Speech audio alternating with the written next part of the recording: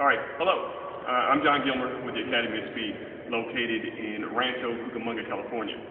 Today, what I'm going to do is take you through a very basic, very elementary start out of the block session. Okay, so sit back, enjoy, and see what you can get out of it. The start is just the start, the beginning of the race. It's not the entire part of the race. Some people try to put everything into the start, but we don't necessarily believe in that. What we believe is that the start is supposed to simply set you up to get into a position to actually sprint. So at the beginning, we believe in push, get into a position to run, and then you run as fast as possible. Okay? And we'll cut there. Okay, so what we have right here are starting blocks. Okay?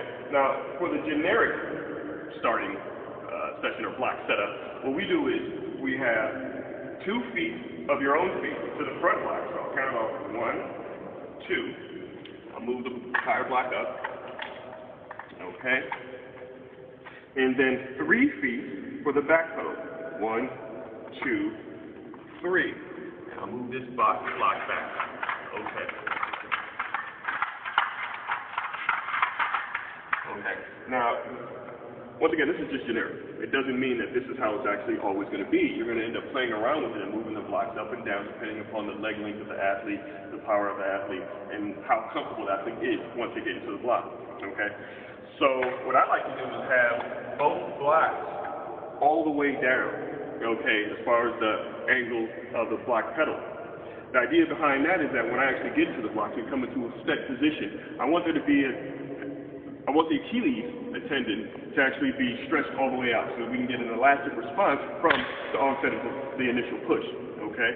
So from here, I'm going to talk about getting into the actual block. Okay. Blocks are set.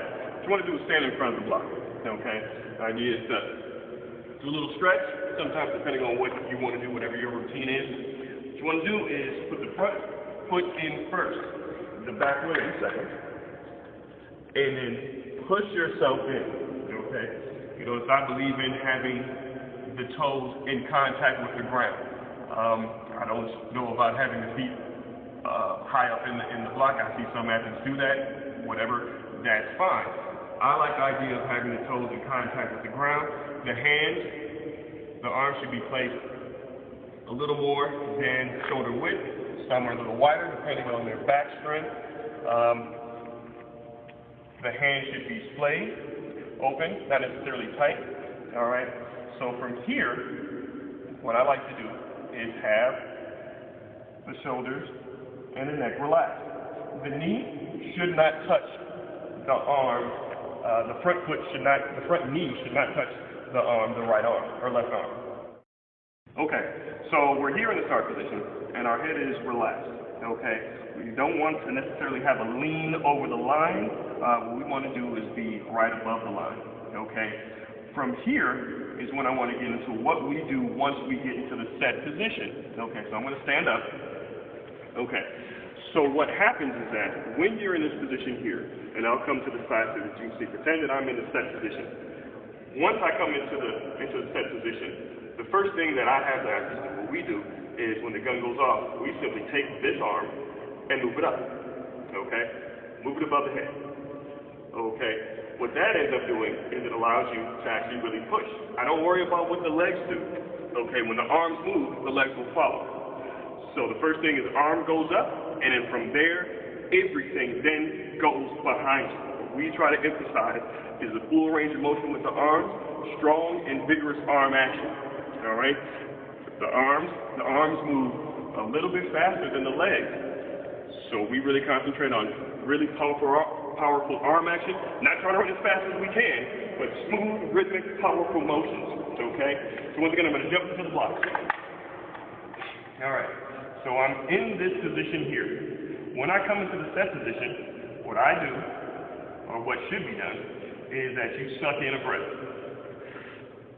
And you hold your breath here until the gun goes off, okay? If you notice, the back leg should be at about 130 degrees. The front leg should be about 95 degrees, okay? This will allow for maximum push once this arm leaves the track. So I suck in a breath, gun goes off, left hand comes up. Once again, I'm in the our position here. Suck the breath in.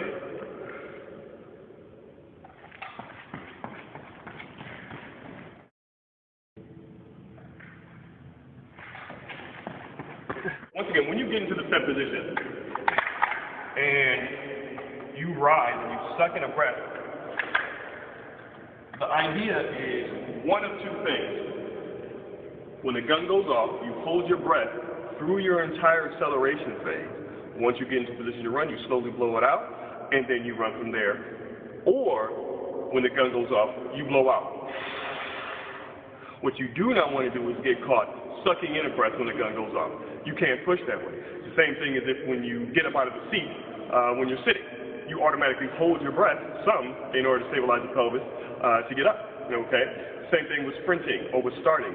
You want to be able to hold your breath or blow out so that you can actually push, all right? So keep that in mind. Practice either one, whichever works best for you, whatever your coach may tell you, there it is. Okay, I should also mention what happens to the back arm once this arm goes up. What ends up happening is that when this arm goes up, reflexively, the right hand will go back, okay? I don't concern myself with this hand. All I worry about is this coming up, and once this is up, everything then goes behind me, okay? And it's rhythmic, and it's forceful, slowly getting myself into a position to run, relax, and then I try to go, or have the athletes go, as fast as possible, okay? So it's push, push, push, push, push, push, get yourself into a position, then take off. Watch Donovan Bailey, 1984 Olympics. His start wasn't the fastest. It wasn't a bad start. His reaction was horrible. But his start allowed him to get into a position to run because he was faster than everybody else.